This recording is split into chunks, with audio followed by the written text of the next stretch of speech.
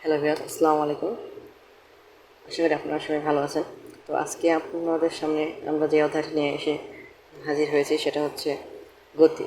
এটা হচ্ছে এসএসসি ফিজিক্সের দ্বিতীয় চ্যাপ্টার। তো এই চ্যাপ্টারটা আসলে আমরা শুরু থেকে শেষ পর্যন্ত পুরোটা কমপ্লিট করব। সেই সাথে আমরা আপনাদের জন্য বোর্ড কোশ্চেন, বোর্ডের এমসিকিউ প্র্যাকটিস এবং শর্ট ট্রিক্স সেগুলো আপনাদের শিখিয়ে দেব। তো গতির প্রথমেই আছে আমাদের গতি ও স্থিতি। এই জিনিসটা আমাদের বুঝতে হবে। আসলে গতি হচ্ছে, যেমন গতি তো বলতে আমরা অনেক কী বুঝি, যেমন এই গাড়িটা গতিশীল, ওই বাসটা গতিশীল। আসলে এগুলো বলতে কী বোঝায়? যখন কোনো বস্তু পারিপার্শ্বিকের সাপেক্ষে সময়ের সাথে তার অবস্থানটা পরিবর্তন হয়, তখন আমরা বলতে পারি সেই বস্তুটা কি গতিশীল, এবং তার এই গতিশীল অবস্থাকে আমরা গতি বলি। আবার একইভাবে আমরা বলতে পারি স্থিতি। যখন কোনো বস্তুর পারিপার্শ্বিকের সাপেক্ষে তার সময়ের সাথে সাথে তার অবস্থান কোনো পরিবর্তন হচ্ছে না, তাহলে আমরা বলতে পারি কি বস্তুটি কী অবস্থায় আছে, স্থির অবস্থায় আছে। এবং তার এই স্থির থাকার যে অবস্থা, সেটাকে আমরা বলতে পারি কি স্থিতি। তো আশা করি এটা বলছেন। তো এবার আসি আপনাদের সামনে রাশি। তো রাশি কি?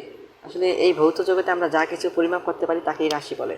তো মনে করেন যে আপনি বাজারে গেলেন চাল কিনবেন, সেখানে চাউলের কত কেজি চাল কিনছেন সে চাউলের ভরটা পরিমাপ করতে পারলেন। আবার আপনার সাপোজ জ্বর হলে কত ডিগ্রি সেলসিয়াস তাপমাত্রা সেটা পরিমাপ করা যায়। তারপর সময়, কোনো কিছু দৈর্ঘ্য পরিমাপ করা যায়, বস্তু পরিমাপ করা যায়। এগুলো সবই কিন্তু রাশির মধ্যে পড়ে। তাহলে এখন আপনারা প্রশ্ন করতে পারেন, রাশি নয় কোনটা? আসলে যেগুলো পরিমাপ করা যায় না, যেমন দুঃখ, কারো কান্না, কারো রাগ, এগুলো কিন্তু পরিমাপ করা যায় না। যেমন দেখেন, এই যে কারো দুঃখ, এটাকে আপনি পরিমাপ করতে পারবেন? পারবেন না। তার মানে এটা কি একটা রাশি নয়। আচ্ছা, তো দিকের উপরে বিবেচনা করে রাশি আবার দুই প্রকার। একটা হচ্ছে স্কেলার রাশি, আর একটা কী রাশি? ভেক্টর রাশি। তো স্কেলার রাশি কি? তো স্কেলার রাশি হচ্ছে যে সকল ভৌত রাশিকে সম্পূর্ণরূপে প্রকাশ করতে শুধু মানের প্রয়োজন, দিকের কোনো কি হয় না, প্রয়োজন হয় না। তো সে সকল রাশিকে আমরা কি বলতে পারি?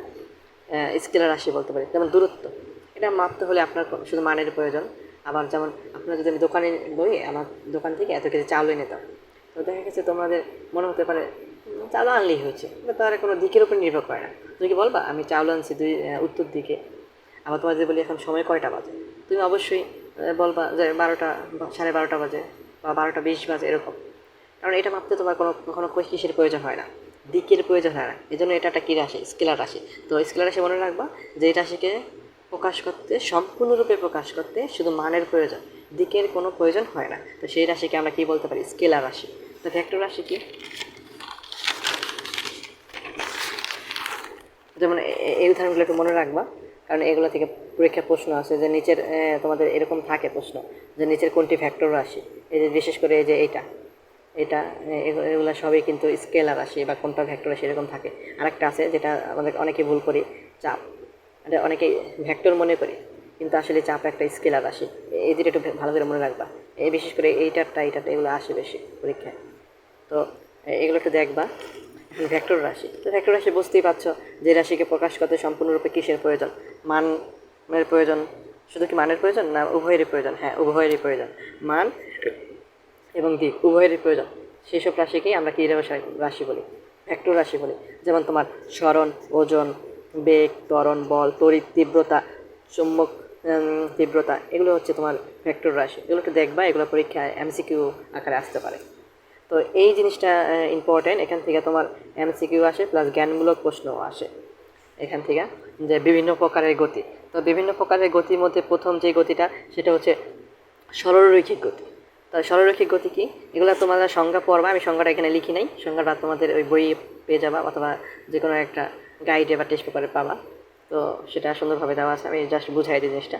যে কোনো একটা বস্তু মনে করো এরকম সরল রেখা বরাবর যদি চলে, এরকম মনে করো একটা গাড়ি, মনে করো এরকম সোজা এরকম সরল রেখা বরাবর চলে। যদি এরকম সরল রেখা সোজা পথ বরাবর চলে, তাহলে সেটা কী গতির উদাহরণ হয়? সেটা অবশ্যই একটা কী গতি? সরলরৈখিক গতি। এরকম সোজা পথ ধেয়ে যদি চলে, ঠিক আছে। তারপরে এটা ঘূর্ণন গতি। ঘূর্ণন গতি কি? ঘূর্ণন গতির সংজ্ঞাটা এরকম বলছে যে সাপোজ তোমার বাসার পাখা, যে কোনো একটা নির্দিষ্ট বিন্দুর সাপেক্ষে নির্দিষ্ট দূরত্ব বজায় রেখে যদি এরকম কী করতে থাকে, ঘুরতে থাকে। সাপোজ এই একটা বিন্দু চিন্তা করো, এই মাঝখানে একটা বিন্দু আছে, এই মাঝখানে একটা বিন্দু চিন্তা করলাম, এই মাঝখানে বিন্দু থেকে দেখো তো এখানেও যেই দূরত্ব, এই পাখাটা যখন এখানে ঘুরে আসবে সেখানেও কি সেম দূরত্ব, এখানে যখন ঘুরে আসবে তখন কি সেম দূরত্ব। তার মানে কি একটা নির্দিষ্ট বিন্দুর সাপেক্ষে নির্দিষ্ট দূরত্ব, মানে এমন না যে এখানে আসলে দূরত্বটা বাড়ছে আবার এখানে আসলে এই দূরত্বটা কমবে, মানে এই একটা বিন্দুর সাপেক্ষে এরকম দেখো সাপোজ এই জিনিসটা ঘটতে থাকে, তাহলে দেখো এখানে যে দূরত্ব এবং এখানেও যদি সেই সেম দূরত্ব থাকে এবং এখানে যখন আসবে তখনও যদি সেম দূরত্ব থাকে, তখন সেই দূরত্ব সেই গতিটাকে আমরা কী বলি, ঘূর্ণন গতি। যদি এরকম হবে না যে যখন এই বিন্দুর সাপেক্ষে যখন এখানে থাকবে তখন দূরত্ব এরকম থাকবে, আবার এই বিন্দুর সাপেক্ষে যখন ঘুরে যখন এখানে আসবে তখন দূরত্ব বেড়ে যাবে, এরকম হবে না। তোমার এই বিন্দুর সাপেক্ষে সবসময় নির্দিষ্ট একটা দূরত্ব থাকবে, এখানে যতটুকু এখানে আসবে তখনও কি দূরত্বটা কী থাকবে, সেম থাকবে। আবার এখানে যখন ঘুরে আসবে এই জিনিসটা তখন এই দূরত্বটা কি সেম থাকবে। যখন একটা নির্দিষ্ট বিন্দুর সাপেক্ষে নির্দিষ্ট দূরত্ব বজায় রেখে যদি এরকম কী করতে থাকে, ঘুরতে থাকে, তাহলে সেই গতিটাকে আমরা কী গতি বলি, ঘূর্ণন গতি বলি। ঠিক আছে। আচ্ছা, এখান থেকে এগুলো এমসিকিউ আকার আসে যে নিচের কোনটি ঘূর্ণন গতি, যেমন তোমার ঘড়ির কাঁটার গতি ঘূর্ণন গতি, আবার তোমার ইসের এই ফ্যানের যে পাখার গতি বললাম সেটা একটা ঘূর্ণন গতি। আচ্ছা, চলন গতি এটা খুব ইম্পর্টেন্ট একটা জিনিস, এটা একটু বোঝার আছে। সাপোজ একটা ইট নিলাম, একটা ইট চিন্তা করো, এটার মধ্যে এ একটা বিন্দু মনে করো এ, এটা বি, এটা মনে করো সি। আচ্ছা, তুমি যখন এখন ইটটাকে যদি ধাক্কা দাও, বলো ইটটা কি সামনে আগাবে না, ইটটা সামনে আগালো না। এখন বলো তো এ বিন্দুটা কি, এ বিন্দুটা কি, এই বিন্দুটা কি এদিকে আগাইছে না। ইট সামনে আগানো মানে কি, এই বিন্দুটা এইটার মধ্যে কিন্তু অসংখ্য বিন্দু আছে, তো আমি চিন্তা করলাম এ একটা বিন্দু, বি একটা বিন্দু আর সি একটা বিন্দু, তাহলে যখন ইটটাকে তুমি ধাক্কা দাও তাহলে অবশ্যই এই বিন্দুটা এদিকে আগাইছে, বি বিন্দুটাও কি এদিকে আগাইছে, আবার সি বিন্দুটাও কি এদিকে আগাইছে না। তার মানে কি বোঝা গেল যে সময়ের সাথে সাথে সবগুলো কণা যদি কোন দিকে চলে, একই দিকে চলে, তাহলে সেই গতি থেকে আমরা কী বলতে পারি, চলন গতি। এটা আরেকটা উদাহরণ তোমাদের বইয়ে একটা সুন্দরভাবে দিছে, যে কতগুলো উড়োজাহাজ নিছে, উড়োজাহাজ তো আমি আঁকতে পারি না সুন্দরভাবে, মনে করি এরকম করে রাখলাম, এরকম করে কতগুলো উড়োজাহাজ দিছে।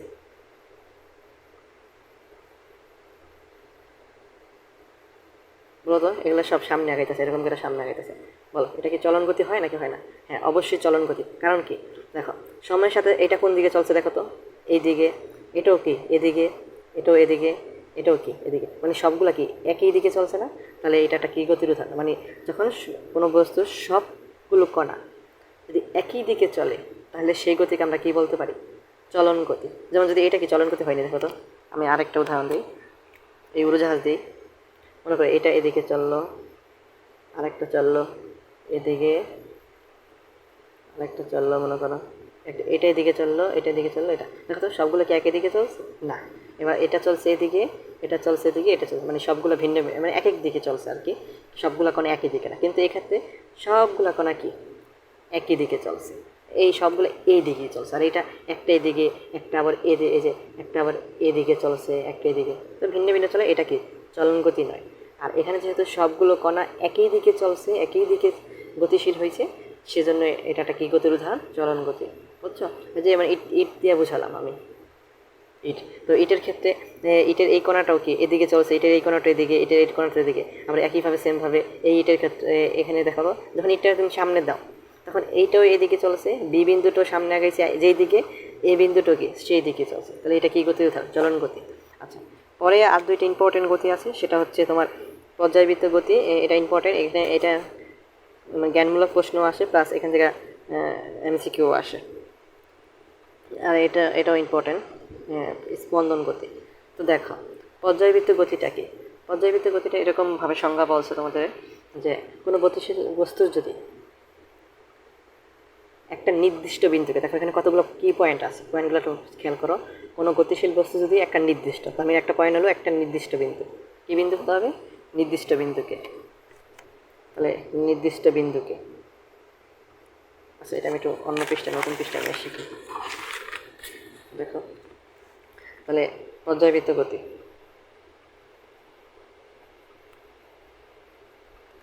পর্যায়বৃত্ত গতি, তাহলে এখানে এক নম্বর কি পয়েন্ট হলো যে একটি নির্দিষ্ট বিন্দুকে, একটি নির্দিষ্ট বিন্দুকে, দুই নম্বর হলো নির্দিষ্ট সময় পর পর, নির্দিষ্ট সময় পর পর, তিন নম্বর হলো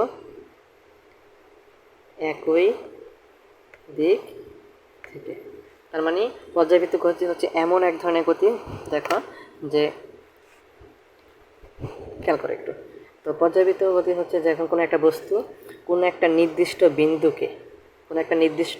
বিন্দুকে এবং নির্দিষ্ট সময় কি পর পর এবং একই দিক থেকে কী করে অতিক্রম করে। সাপোজ একটা ঘড়ি আঁকলাম আমি, এখানে কত লেখা, 12 লেখা। আচ্ছা, এখানে মনে করো সাপোজ মিনিটের কাটা।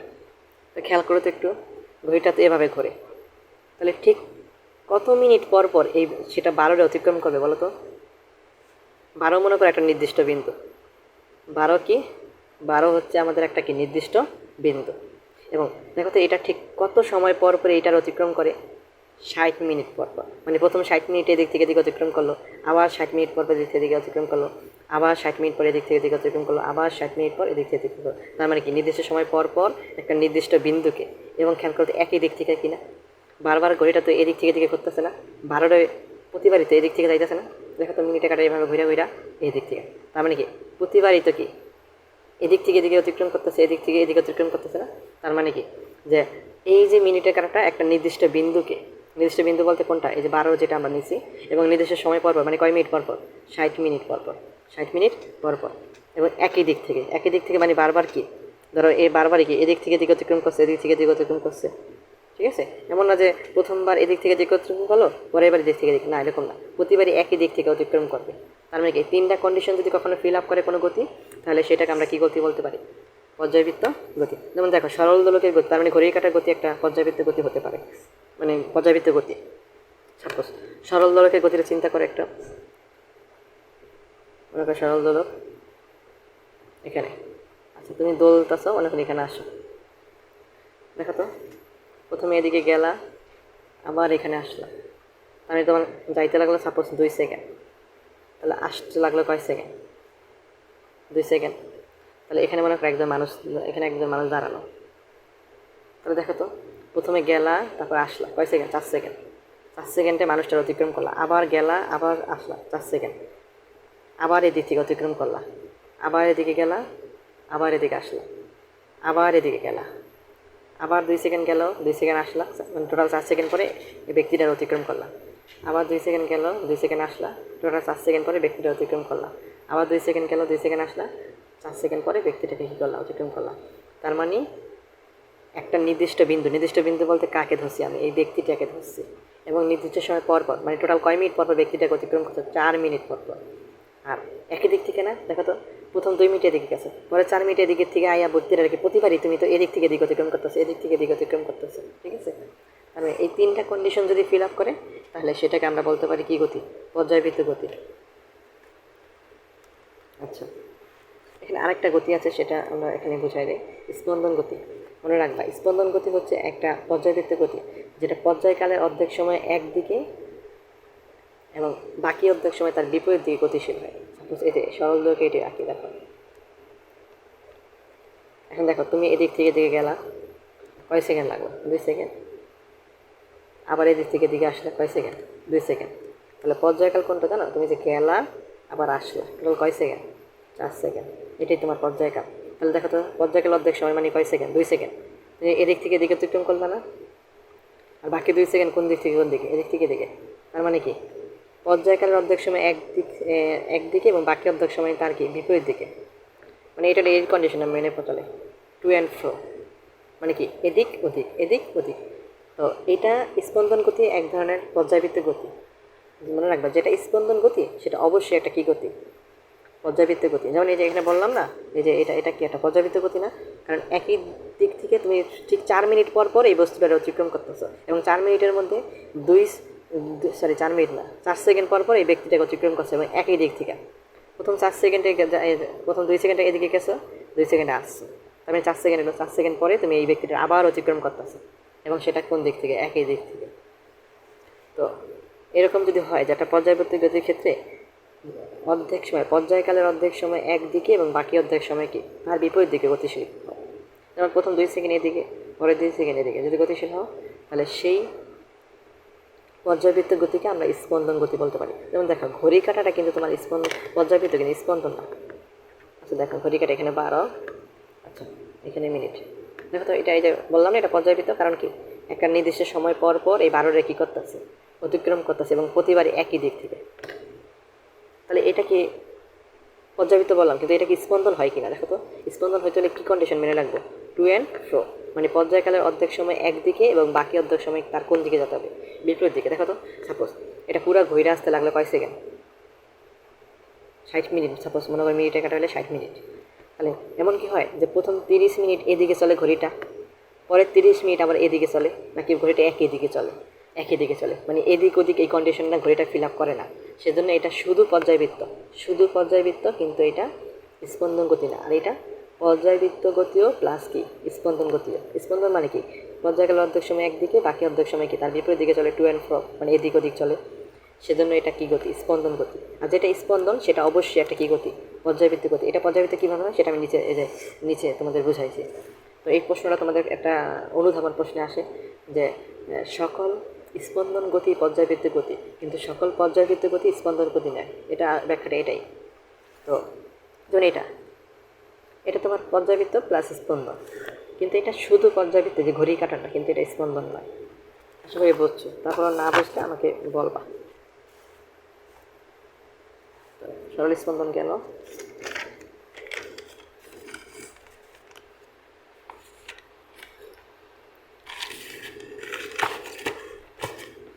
পরে যে জিনিসটা নিয়ে আমরা আলোচনা করবো সেটা একটা খুবই গুরুত্বপূর্ণ টপিক, সেটা হচ্ছে দূরত্ব এবং সময়। এখান থেকে প্রতি বছর তোমার একটা না একটা এমসিকিউ আসে। তো দেখো দূরত্ব কি, দূরত্ব হচ্ছে এটা এইভাবে মনে রাখবা, তাহলে একটু ইজি হইব। যে দূরত্ব হচ্ছে মোট অতিক্রান্ত পথ, হোক সেটা আঁকা বাঁকা, যে হোক আঁকা বাঁকা সোজা যাই হোক, এটা দেখার বিষয় না। তুমি যতটুকু পথ হেঁটেছ বা দৌড়াইছ, টোটাল যতটুকু পথ অতিক্রম করছো, সেটাই তোমার কি দূরত্ব। ঠিক আছে। আর স্মরণ হচ্ছে এরকম যে আদি অবস্থান থেকে, এই যে এটা কিন্তু একটা স্কেলার রাশি, আর এটা একটা কী রাশি, ভেক্টর রাশি। আদি আদি অবস্থান অবস্থান থেকে শেষ অবস্থানের দিকে, এটা অবশ্যই একটা নির্দিষ্ট দিক আছে, কিন্তু এটার কোনো দিক নাই। দেখো এই যে এটা দিকটা কোন দিক থেকে কোন দিকে, তুমি আগে যেখানে ছিলা শেষ অবস্থানের দিকে। ন্যূনতম বা সরলরেখী দূরত্বকে সরল বলে। তার মানে দেখো সরল হচ্ছে তোমার, তুমি আদি অবস্থান থেকে শেষ অবস্থানের দিকে যে ন্যূনতম সরলরেখির দূরত্বকে কী বলে, সরল বলে। উদাহরণ দেখলে বুঝতে পারবো আশা করি। দেখো যেমন দেখো মনে করি একটা আঁকা বাঁকা পথ এরকম, এটা তোমার বাড়ি, এটা তোমার স্কুল মনে করো। তো এখানে মনে করো 1 kilometre, 2 kilometre, 3 kilometre, 4 kilometre, 5 kilometre, 6, 7, মানে টোটাল 7 কিলোমিটার পথ। এখানে আঁকা বাঁকা যেভাবে মাপছে পথ 7 কিলোমিটার। আচ্ছা এখন দেখো এই যে তুমি যে স্কুলে গেলা আঁকা বাঁকা পথে, এই পথে গেলা, তাহলে এটাই কি তোমার অতিক্রান্ত পথ না? টোটাল তুমি যতটুকু পথ অতিক্রম করছো, এটা কি হইতে পারে, স্মরণ নাকি দূরত্ব বলো। আমি বলছিলাম যে আঁকা পাকা পথে তুমি যেই পথটা অতিক্রম করবা, টোটাল যতটুকু পথ অতিক্রম করবা, সেটাই তোমার কি অতিক্রান্ত দূরত্ব। তোমার এটা স্মরণ না, এটা দূরত্ব। আর স্মরণ হয় কোনটা, স্মরণও কিন্তু এক প্রকার দূরত্ব, কিন্তু কোন দূরত্বটা, যেটা আদি অবস্থান থেকে শেষ অবস্থানের দিকে ন্যূনতম হয়, অথবা কি হয় সরলরৈখিক, সরলরৈখিকটাই সবচেয়ে ন্যূনতম হয়। তাহলে দেখো তো তোমার আদি অবস্থান কোনটা, এটা না, আর শেষ অবস্থান কোনটা, এইটা। তাহলে এইটা কি, আর এইটা কি সবচেয়ে ন্যূনতম হয়, বা এটা কি সরলরৈখিক হয়? সরলরৈখিক এই যে এই সোজা এইটা, ঠিক আছে। তাহলে এইটাই সরলরৈখিক। এখানে কয় কিলোমিটার, সাপোজ ধরলাম 1 কিলোমিটার, 2 কিলোমিটার, এই কি 3 কিলোমিটার। তাহলে এই যে যেই দূরত্বটা পাইলা এখানে সোজাসুজি বা ন্যূনতম বা সরলরৈখিক, সেটাই তোমার কি, সেটাই হচ্ছে তোমার কি স্মরণ। ঠিক আছে।